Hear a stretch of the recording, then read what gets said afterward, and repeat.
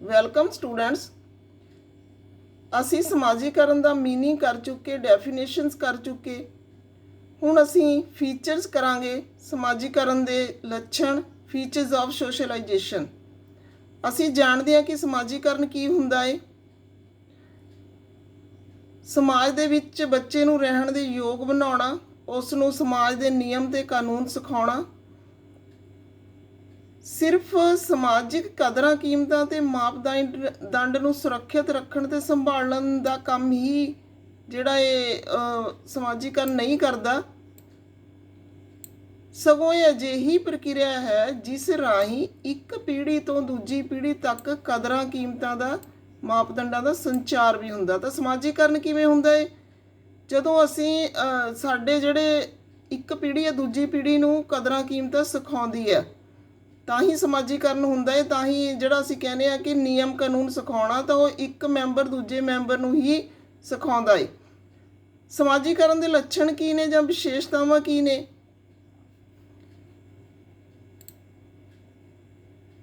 ਪਹਿਲੀ ਵਿਸ਼ੇਸ਼ਤਾ ਇਹਦੀ ਹੈਗੀ ਮੁੱਢਲਾ ਅਨੁਸ਼ਾਸਨ ਪੈਦਾ ਕਰਨਾ, ਇਨਕਲਕੇਟਸ ਬੇਸਿਕ ਡਿਸਿਪਲਨ। ਸਮਾਜੀਕਰਨ ਮੁੱਢਲਾ ਅਨੁਸ਼ਾਸਨ ਪੈਦਾ ਕਰਦਾ ਹੈ। ਇਸ ਰਾਹੀਂ ਵਿਅਕਤੀ ਆਪਣੇ ਆਵੇਗਾਂ ਨੂੰ ਨਿਯੰਤਰਣ ਕਰਨਾ ਸਿੱਖਦਾ ਹੈ। ਜੇ ਸਾਡੇ ਆਵੇਗ ਸਾਡੇ ਕਾਬੂ 'ਚ ਹੋਣਗੇ, ਜੇ ਸਾਡੇ ਇਮੋਸ਼ਨ ਸਾਡੇ ਕਾਬੂ 'ਚ ਹੋਣਗੇ, ਤਾਂ ਹੀ ਅਸੀਂ ਅਨੁਸ਼ਾਸਨ 'ਚ ਰਹਿ ਸਕਦੇ ਹਾਂ। ਸਪੋਜ਼ ਕਰੋ ਹਰੇਕ ਬੰਦਾ ਸੁਸਾਇਟੀ ਦੇ ਵਿੱਚ ਆਪਣੇ ਆਪਣੇ ਜਿਹੜੇ ਆਵੇਗ ਨੇ ਉਹਨਾਂ ਨੂੰ ਨਿਯੰਤਰਣ ਨਹੀਂ ਰੱਖ ਸਕਦਾ, ਤਾਂ ਸੁਸਾਇਟੀ ਦਾ ਕੀ ਹਾਲ ਹੋਊਗਾ? ਤਾਂ ਇਸ ਲਈ ਸਭ ਤੋਂ ਪਹਿਲਾ ਕੰਮ ਕੀ ਆ? ਡਿਸਿਪਲਿਨ ਸਿਖਾਉਣਾ, ਆਵੇਗਾਂ ਨੂੰ ਨਿਯੰਤਰਣ ਕਰਨਾ ਸਿਖਾਉਣਾ। ਸਮਾਜਿਕ ਸਵੀਕਾਰਤਾ ਹਾਸਲ ਕਰਨ ਲਈ ਅਨੁਸ਼ਾਸਿਤ ਵਿਵਹਾਰ ਪ੍ਰਗਟ ਕਰਨਾ ਜਿਹੜਾ ਉਹ ਜ਼ਰੂਰੀ ਹੈ। ਤਾਂ ਸਮਾਜੀਕਰਨ ਤਾਂ ਹੀ ਵਿਅਕਤੀ ਦਾ ਹੁੰਦਾ ਜੇ ਉਹਦੇ ਆਵੇਗ ਨੇ ਜਿਹੜੇ ਉਹ ਅਸੀਂ ਅਨੁਸ਼ਾਸਿਤ ਕਰਨਾ ਸਿਖਾ ਦਿੰਦੇ ਹਾਂ। ਇੱਕ ਬੱਚੇ ਤੋਂ ਲੈ ਕੇ ਅਸੀਂ ਇਹ ਕੰਮ ਕਰਨਾ ਸ਼ੁਰੂ ਕਰਦੇ ਹਾਂ। ਛੋਟੇ ਜਿਹੇ ਬੱਚੇ ਨੂੰ ਅਸੀਂ ਮੁੱਢਲੀ ਸਭ ਤੋਂ ਪਹਿਲੀ ਸਿੱਖਿਆ ਅਨੁਸ਼ਾਸਨ ਦੀ ਦਿੰਦੇ ਹਾਂ ਕਿ ਸਵੇਰ ਨੂੰ ਉਸਨੇ ਉੱਠਣਾ ਹੈ, ਰਾਤ ਨੂੰ ਸੌਣਾ। ਇਹ ਸਾਡਾ ਜਿਵੇਂ ਜਿਵੇਂ ਦਾ ਸਮਾਜ ਆ ਉਵੇਂ ਉਵੇਂ ਦਾ ਅਨੁਸ਼ਾਸਨ ਆ। ਤਾਂ ਜੇ ਬੱਚਾ ਸਪੋਜ਼ ਕਰੋ, ਅਸੀਂ ਇੱਥੇ ਐਗਜ਼ਾਮਪਲ ਲੈਂਦੇ ਕਿ ਬੱਚਾ ਸਵੇਰ ਨੂੰ ਨਹੀਂ ਜਾਗਣਾ ਚਾਹੁੰਦਾ, ਰਾਤ ਨੂੰ ਜਾਗਣਾ ਚਾਹੁੰਦਾ, ਤਾਂ ਅਸੀਂ ਕਹਿੰਦੇ ਹਾਂ ਕਿ ਥੋੜ੍ਹਾ ਜਿਹਾ ਜਿਹੜੇ ਸਾਡੇ ਕਦਰਾਂ ਕੀਮਤਾਂ ਨੇ ਜਾਂ ਸਾਡੇ ਮਾਹੌਲ ਆ ਸਮਾਜ ਦਾ ਉਸ ਦੇ ਉਲਟ ਚੱਲ ਰਿਹਾ ਹੈ। ਇਹਦਾ ਮਤਲਬ ਇਹ ਨਹੀਂ ਹੁੰਦਾ ਕਿ ਅਸੀਂ ਜਿਹੜੇ ਕੰਮ 'ਤੇ ਜਾਂਦੇ ਨੇ ਵਰਕਰਸ, ਰਾਤ ਨੂੰ ਕੰਮ ਕਰਦੇ ਨੇ, ਉਹਨਾਂ ਬਾਰੇ ਗੱਲ ਕਰ ਰਹੇ ਹਾਂ। ਅਸੀਂ ਸਿਰਫ ਘਰ ਦੀ ਗੱਲ ਕਰ ਰਹੇ ਹਾਂ, ਛੋਟੇ ਜਿਹੇ ਬੱਚੇ ਦੀ, 2-3 ਸਾਲ ਦੇ ਬੱਚੇ ਦੀ ਗੱਲ ਕਰ ਰਹੇ ਹਾਂ। ਤਾਂ ਉੱਥੇ ਅਸੀਂ ਉਸ ਨੂੰ ਡਿਸਿਪਲਿਨ ਇਹ ਸਿਖਾਵਾਂਗੇ ਕਿ ਕਿਹੜੇ ਟਾਈਮ ਸਾਰੇ ਪਰਿਵਾਰ ਨੇ ਜਿਹੜੇ ਨੇ ਰੈਸਟ ਕਰਨੀ ਆ, ਤਾਂ ਬੱਚਾ ਵੀ ਰੈਸਟ ਹੀ ਕਰੂਗਾ। ਅੱਗੇ ਹੈਗਾ ਮਨੁੱਖੀ ਵਿਵਹਾਰ ਨਿਯੰਤਰਣ ਕਰਨ ਵਿੱਚ ਸਹਾਈ। ਹਿਊਮਨ ਬਿਹੇਵੀਅਰ ਨੂੰ ਕੰਟਰੋਲ ਕਰਨ ਦਾ ਜਿਹੜਾ ਕੰਮ ਆ ਉਹ ਸਮਾਜੀਕਰਨ ਦਾ ਹੀ ਆ। ਇਹ ਵਿਵਹਾਰ ਨੂੰ ਨਿਯੰਤਰਣ ਕਰਨ ਵਿੱਚ ਮਦਦਗਾਰ ਤਾਂ ਹੁੰਦਾ ਹੀ ਹੈ, ਸਿਖਾਉਂਦਾ ਵੀ ਹੈ। ਸਮਾਜ ਇਹ ਸਿਖਾਉਂਦਾ ਹੈ ਸਾਨੂੰ ਕਿ ਆਪਣੇ ਵਿਵਹਾਰ ਨੂੰ ਨਿਯੰਤਰਣ ਕਿਵੇਂ ਕਰਨਾ ਹੈ। ਇੱਕ ਵਿਅਕਤੀ ਜਨਮ ਤੋਂ ਮੌਤ ਤੱਕ ਸਿਖਲਾਈ ਪ੍ਰਾਪਤ ਕਰਦਾ ਰਹਿੰਦਾ ਹੈ। ਤਾਂ ਲਾਈਫ ਲੌਂਗ ਪ੍ਰੋਸੈਸ ਆ, ਇਸ ਲਈ ਜਨਮ ਤੋਂ ਲੈ ਕੇ ਮੌਤ ਤੱਕ ਚੱਲਦੀ ਰਹਿੰਦੀ ਆ।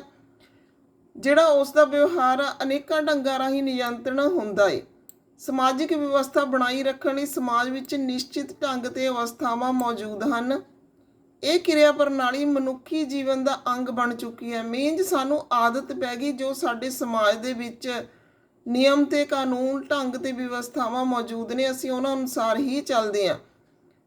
ਇਹ ਕਿਰਿਆ ਪ੍ਰਣਾਲੀ ਮਨੁੱਖੀ ਜੀਵਨ ਦਾ ਅੰਗ ਬਣ ਚੁੱਕੀ ਹੈ। ਇਸ ਰਾਹੀਂ ਮਨੁੱਖ ਵਿੱਚ ਸਮਾਯੋਜਨ ਜਿਹੜਾ ਉਹ ਸਮਾਜ ਵਿੱਚ ਸਮਾਯੋਜਨ ਜਿਹੜਾ ਉਹ ਹੋ ਜਾਂਦਾ ਹੈ। ਸਮਾਜੀਕਰਨ ਰਾਹੀਂ ਸਮਾਜ ਆਪਣੇ ਮੈਂਬਰਾਂ ਦੇ ਵਿਵਹਾਰ ਅਚੇਤ ਢੰਗ ਰਾਹੀਂ ਹੀ ਨਿਯੰਤਰਣ ਕਰਦਾ ਹੈ। ਤਾਂ ਇੱਥੇ ਵਿਵਹਾਰ ਨੂੰ ਨਿਯੰਤਰਣ ਕਰਨਾ, ਜਿਵੇਂ ਅਸੀਂ ਕਹੀਏ ਕਿ ਜਿਹੜੇ ਟ੍ਰੈਫਿਕ ਰੂਲਸ ਨੇ ਉਹਨਾਂ ਨੂੰ ਫੋਲੋ ਕਰਨਾ। ਐਗਜ਼ਾਮਪਲ ਲੈ ਲੈਂਦੇ ਹਾਂ ਅਸੀਂ, ਜੇ ਅਸੀਂ ਟ੍ਰੈਫਿਕ ਰੂਲਸ ਨੂੰ ਫੋਲੋ ਨਹੀਂ ਕਰਾਂਗੇ ਤਾਂ ਅਸੀਂ ਜਿਹੜਾ ਕੋਈ ਨਾ ਕੋਈ ਦੁਰਘਟਨਾ ਦਾ ਸ਼ਿਕਾਰ ਹੋ ਜਾਵਾਂਗੇ, ਜਾਂ ਜੋ ਵੀ ਅਣਸੁਖਾਵੀਆਂ ਗੱਲਾਂ ਨੇ ਉਹ ਪੈਦਾ ਹੋ ਜਾਣਗੀਆਂ। ਤਾਂ ਇਸ ਲਈ ਸਾਨੂੰ ਰੂਲ ਸਿਖਾਇਆ ਗਿਆ ਹੈ ਕਿ ਟ੍ਰੈਫਿਕ ਨਿਯਮਾਂ ਦਾ ਪਾਲਣ ਕਰਨਾ। ਨਿਯਮ ਬਣਾਏ ਗਏ ਨੇ ਤਾਂ ਜੋ ਬਾਕੀਆਂ ਨੂੰ ਪਰੇਸ਼ਾਨੀ ਨਾ ਹੋਵੇ। ਤਾਂ ਸਮਾਜੀਕਰਨ ਤਾਂ ਇਹੀ ਕਹਿੰਦਾ ਹੈ ਕਿ ਬਾਕੀ ਜਿਹੜੇ ਵਿਅਕਤੀ ਨੇ ਉਹ ਤੁਹਾਡੇ ਤੋਂ ਪਰੇਸ਼ਾਨ ਨਾ ਹੋਣ। ਤਾਂ ਤੁਸੀਂ ਇਸ ਤਰ੍ਹਾਂ ਦਾ ਜਿਹੜਾ ਆਪਣਾ ਵਿਵਹਾਰ ਆ ਉਸ ਨੂੰ ਨਿਰੰਤਰਨ ਕਰਨਾ ਹੈ ਕਿ ਬਾਕੀਆਂ ਨੂੰ ਵੀ ਜਿਹੜਾ ਇਹ ਤੁਹਾਡੇ ਤੋਂ ਕੋਈ ਪਰੇਸ਼ਾਨੀ ਨਾ ਹੋਵੇ ਔਰ ਤੁਹਾਡੇ ਸਮਾਜ ਦੇ ਵਿੱਚ ਰਹਿਣ ਦਾ ਕੋਈ ਉਹਨਾਂ ਨੂੰ ਤਕਲੀਫ ਨਾ ਹੋਵੇ। ਇਸ ਤੋਂ ਬਾਅਦ ਹੈਗੀ ਹੈ ਸਮਾਜੀਕਰਨ ਸੰਸਥਾਵਾਂ ਵਿੱਚ ਜ਼ਿਆਦਾ ਮਾਨਵਤਾ ਹੋਣ ਤੇ ਸਮਾਜੀਕਰਨ ਵਿੱਚ ਤੇਜ਼ੀ। Socialization is rapid if there is more humanity among the agencies of socialization। ਜੇ ਜਿਹੜੀਆਂ ਸੋਸ਼ਲਾਈਜੇਸ਼ਨ ਦੀਆਂ ਏਜੰਸੀਜ਼ ਨੇ, ਕਿਹੜੀਆਂ ਏਜੰਸੀਜ਼ ਹੁੰਦੀਆਂ ਨੇ, ਜਿਵੇਂ ਸਕੂਲ ਹੋ ਗਿਆ, ਮੰਦਰ, ਗੁਰਦੁਆਰਾ, ਘਰ, ਇਹ ਸਾਰੀਆਂ ਏਜੰਸੀਜ਼ ਨੇ ਸਾਨੂੰ ਜਿਹੜੀਆਂ ਸੋਸ਼ਲਾਈਜੇਸ਼ਨ ਪ੍ਰੋਵਾਈਡ ਕਰਦੀਆਂ ਨੇ, ਸਾਨੂੰ ਸੋਸ਼ਲ ਪਰਸਨ ਬਣਾਉਂਦੀਆਂ ਨੇ। ਜੇ ਇਹਨਾਂ ਦੇ ਕੰਮ ਵਿੱਚ ਤੇਜ਼ੀ ਹੋ ਜਾਵੇ ਤਾਂ ਜਿਹੜੀ ਹੋਰ ਸੋਸ਼ਲਾਈਜੇਸ਼ਨ ਹੋ ਸਕਦਾ ਹੈ ਬੱਚੇ ਦਾ।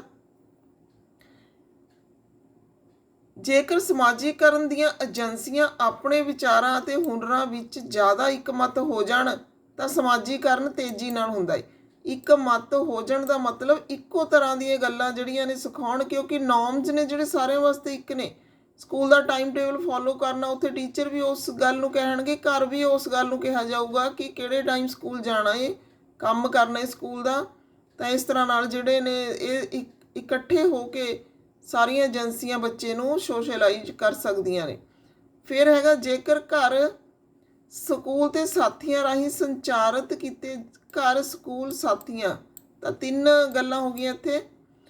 ਰਾਹੀਂ ਸੰਚਾਰਿਤ ਕੀਤੇ ਜਾਣ ਵਾਲੇ ਵਿਚਾਰ, ਉਦਾਹਰਨਾਂ ਅਤੇ ਹੁਨਰਾਂ ਵਿੱਚ ਦਵੰਦ ਹੋਵੇ, ਮੀਨਜ਼ ਕੋਈ ਕੰਟਰੋਵਰਸੀ ਹੋਵੇ, ਕੋਈ ਇਸ ਤਰ੍ਹਾਂ ਦੀ ਦੋ ਚਿੱਤੀ ਹੋਵੇ, ਤਾਂ ਵਿਅਕਤੀ ਦਾ ਜਿਹੜਾ ਸਮਾਜੀਕਰਨ ਉਹ ਹੌਲੀ ਤੇ ਅਪ੍ਰਭਾਵਸ਼ਾਲੀ ਹੁੰਦਾ ਹੈ। ਮੀਨਜ਼ ਜਦੋਂ ਕਿਤੇ ਡਿਬੇਟ ਹੁੰਦੀ ਹੈ ਕਿ ਕਿਹੜੀ ਗੱਲ ਸਹੀ ਹੈ ਕਿਹੜੀ ਗਲਤ ਆ, ਤਾਂ ਉੱਥੇ ਜਿਹੜੀ ਰਫ਼ਤਾਰ ਆ ਉਹ ਰੁਕ ਜਾਂਦੀ ਹੈ, ਚਾਹੇ ਉਹ ਵਿਕਾਸ ਦੀ ਹੋਵੇ ਚਾਹੇ ਉਹ ਸਮਾਜੀਕਰਨ ਦੀ ਹੋਵੇ। ਤਾਂ ਇਸ ਤਰ੍ਹਾਂ ਅਸੀਂ ਕਹਿ ਦਿੰਦੇ ਹਾਂ ਕਿ ਜੇ ਇਹਨਾਂ ਦੇ ਵਿੱਚ ਏਕਾ ਹੋਊਗਾ, ਸਾਰੀਆਂ ਏਜੰਸੀਆਂ ਦੇ ਵਿੱਚ ਇੱਕੋ ਹੀ ਗੱਲ ਘਰ ਵਿੱਚ ਕਹੀ ਜਾਊਗੀ, ਉਹੀ ਗੱਲ ਸਕੂਲ 'ਚ ਕਹੀ ਜਾਊਗੀ, ਉਹੀ ਸਾਥੀਆਂ ਦੁਆਰਾ ਸਮਾਜ 'ਚ ਕਹੀ ਜਾਊਗੀ, ਉਹੀ ਗੁਆਂਢੀਆਂ ਦੁਆਰਾ ਕਹੀ ਜਾਊਗੀ, ਤਾਂ ਜਿਹੜਾ ਬੱਚਾ ਹੈ ਉਹ ਛੇਤੀ ਸਿੱਖ ਜਾਂਦਾ ਹੈ। ਫਿਰ ਅੱਗੇ ਹੈਗਾ ਸਮਾਜੀਕਰਨ ਰਸਮੀ ਅਣਰਸਮੀ ਹੁੰਦਾ ਹੈ। ਜਿਹੜਾ ਸੋਸ਼ਲਾਈਜੇਸ਼ਨ ਆ ਫਾਰਮਲ ਤੇ ਇਨਫਾਰਮਲ ਹੋ ਸਕਦਾ ਹੈ, ਹੋ ਸਕਦਾ ਕਿ ਹੁੰਦਾ ਹੈ। ਤਾਂ ਇੱਥੇ ਅਸੀਂ ਪਹਿਲਾਂ ਵੀ ਗੱਲ ਕਰ ਚੁੱਕੇ, ਘਰ, ਸਕੂਲ ਤੇ ਸਾਥੀ। ਤਾਂ ਇੱਥੇ ਘਰ ਜਿਹੜਾ ਇਨਫਾਰਮਲ ਏਜੰਸੀ ਆ, ਸਕੂਲ ਫਾਰਮਲ ਏਜੰਸੀ ਆ, ਸਾਥੀ ਇਨਫਾਰਮਲ ਏਜੰਸੀ ਆ। ਤਾਂ ਇਸ ਤਰ੍ਹਾਂ ਫਾਰਮਲ ਤੇ ਇਨਫਾਰਮਲ ਦੋਨੇ ਏਜੰਸੀਆਂ ਰਲ ਕੇ ਜਿਹੜਾ ਇਹਨਾਂ ਦੇ ਸਮਾਜੀਕਰਨ ਦੀ ਪ੍ਰਕਿਰਿਆ ਨੂੰ ਤੇਜ਼ ਕਰਦੇ ਨੇ। ਸਮਾਜੀਕਰਨ, ਰਸਮੀ ਸਮਾਜੀਕਰਨ ਦੀ ਪ੍ਰਕਿਰਿਆ ਅਨੁਦੇਸ਼ਨਾਂ ਤੇ ਸਕੂਲ ਦੇ ਕਾਲਜਾਂ ਦੀ ਸਿੱਖਿਆ ਰਾਹੀਂ ਵਾਪਰਦੀ ਆ। ਪਰਿਵਾਰਕ ਸਿੱਖਿਆ ਦਾ ਮੂਲ ਤੇ ਸਭ ਤੋਂ ਵਧੇਰੇ ਪ੍ਰਭਾਵਸ਼ਾਲੀ ਸਾਧਨ ਹੈ। ਬੱਚੇ ਪਰਿਵਾਰ ਅੰਦਰ ਭਾਸ਼ਾ, ਰਸਮਾਂ, ਰਿਵਾਜ, ਮਾਣਕ ਤੇ ਕਦਰਾਂ ਕੀਮਤਾਂ ਸਿੱਖਦੇ ਨੇ।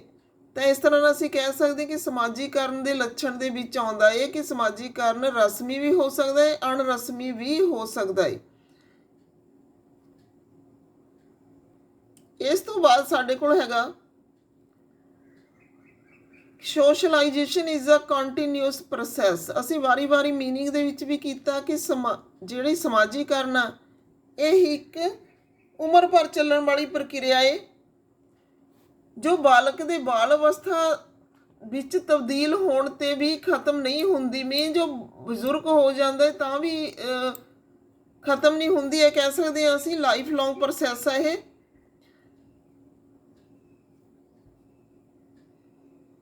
ਸਮਾਜ, ਇਸ ਲਈ ਸੱਭਿਆਚਾਰ ਦਾ ਸਮਾਵੇਸ਼ਨ ਪੀੜ੍ਹੀ ਦਰ ਪੀੜ੍ਹੀ ਚੱਲਦਾ ਰਹਿੰਦਾ ਹੈ।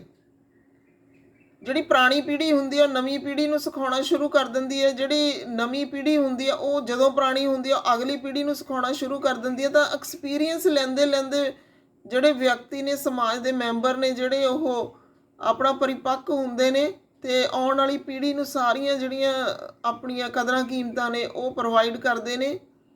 ਸਮਾਜ ਸੱਭਿਆਚਾਰ ਦੇ ਸਮਾਵੇਸ਼ਨ ਰਾਹੀਂ ਸਥਿਰ ਬਣਦਾ ਹੈ। ਜੇ ਸਮਾਜ ਦੇ ਵਿੱਚ ਸੱਭਿਆਚਾਰ ਆ ਤਾਂ ਹੀ ਸਮਾਜ ਟਿਕਿਆ ਰਹਿੰਦਾ ਹੈ, ਨਹੀਂ ਸਮਾਜ ਉਖੜ ਜਾਂਦਾ ਹੈ। ਸੋਸ਼ਲ ਚੇਂਜ ਆਉਂਦੀ ਆ, ਕਨਫਲਿਕਟਸ ਹੁੰਦੇ ਨੇ ਸਮਾਜ ਦੇ ਵਿੱਚ, ਮਤਭੇਦ ਹੁੰਦੇ ਨੇ। ਤਾਂ ਇਹ ਮਤਭੇਦਾਂ ਦਾ ਕਾਰਨ ਵੀ ਸਮਾਜ ਆ ਜਿਹੜਾ ਉਹ ਖਤਮ ਹੋ ਜਾਂਦਾ ਹੈ ਤੇ ਸਮਾਜੀਕਰਨ ਦੀ ਪ੍ਰਕਿਰਿਆ ਦੇ ਉੱਤੇ ਅਸਰ ਪੈਂਦਾ ਹੈ। ਸਮਾਜੀਕਰਨ ਦੇ ਵਿੱਚ ਜਿਹੜੇ ਮੈਂਬਰ ਹੁੰਦੇ ਨੇ ਇਸ ਦੇ, ਉਹ ਆਪਣੇ ਸੱਭਿਆਚਾਰ ਨੂੰ ਅਗਲੀ ਪੀੜ੍ਹੀ ਤੱਕ ਸੰਚਾਰ ਕਰਦੇ ਨੇ ਅਤੇ ਇਸ ਪ੍ਰਕਾਰ ਸਮਾਜ ਦੀ ਹੋਂਦ ਨੂੰ ਬਣਾ ਕੇ ਰੱਖਦੇ ਨੇ। ਜੇ ਸਾਡੀ ਇੰਡੀਅਨ ਸੁਸਾਇਟੀ ਆ ਤਾਂ ਇੰਡੀਅਨ ਸੁਸਾਇਟੀ ਦੇ ਵਿੱਚ ਸਾਨੂੰ ਕਦਰਾਂ ਕੀਮਤਾਂ ਅਸੀਂ ਸਿੱਖੀਆਂ ਹੋਈਆਂ, ਸਾਨੂੰ ਇੱਕ ਮਾਈਂਡ ਸੈੱਟ ਬਣਿਆ ਹੋਇਆ ਕਿ ਕਿਸ ਤਰ੍ਹਾਂ ਨਾਲ ਜਿਹੜਾ ਸਾਡਾ ਭਾਰਤੀ ਸਮਾਜ ਹੈ ਕੀ ਚਾਹੁੰਦਾ ਹੈ, ਇੱਥੇ ਕੀ ਚੱਲਦਾ ਹੈ ਜਾਂ ਇੱਥੇ ਕੀ ਹੋ ਸਕਦਾ ਹੈ।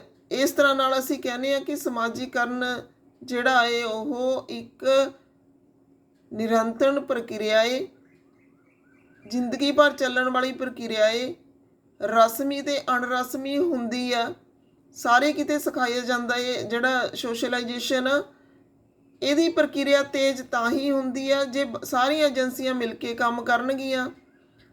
ਮਨੁੱਖ ਦੇ ਵਿਵਹਾਰ ਨੂੰ ਕੰਟਰੋਲ ਕਰਨ ਦਾ ਸਾਧਨ ਮੁੱਢਲਾ ਅਨੁਸ਼ਾਸਨ ਪੈਦਾ ਕਰਦਾ ਹੈ। ਇਸ ਤਰ੍ਹਾਂ ਨਾਲ ਅਸੀਂ ਇਸ ਦੇ ਜਿਹੜੇ ਫੀਚਰਸ ਨੇ ਉਹ ਕਰਦੇ ਹਾਂ। ਤਾਂ ਅੱਜ ਦੀ ਵੀਡੀਓ 'ਚ ਇੰਨਾ ਹੀ, ਅੱਗੇ ਫਿਰ ਨੈਕਸਟ ਵੀਡੀਓ ਦੇ ਵਿੱਚ ਅਗਲੇ ਟੌਪਿਕ ਨਾਲ ਮਿਲਾਂਗੇ। Okay, thanks.